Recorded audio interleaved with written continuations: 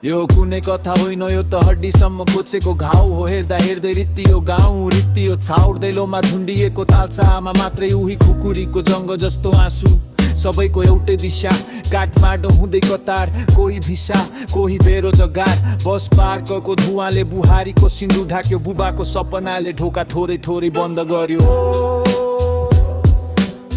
देश बनाउँछु भन्थे कसम खाएकै हो, अहिले पासपोर्ट नै काखे, घरको ढोका ढाकेको। झन्डा त छ सानो टाँसेको कोठाको भित्तामा,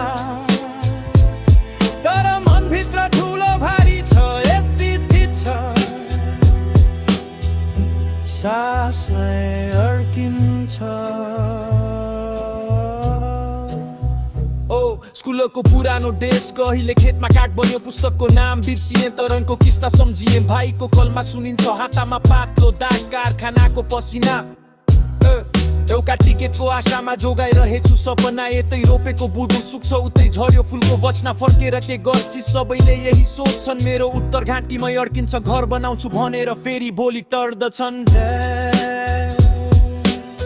देश बनाउँछु भन्थे कसम खाएकै हो, अहिले पासपोर्ट नै काखे, घरको ढोका ढाकेको।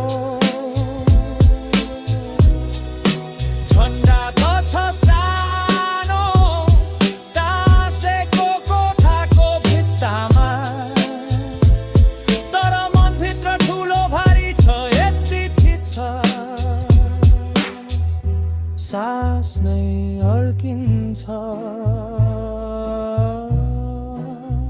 कुन दिन हो जहाँ फिर्छन् सब हातहरू, जुन हातले हिँडायो हलो, उस्तै माटो चुम्ने छन् जाऊ, कमाएर आऊ भन्दाको साटो।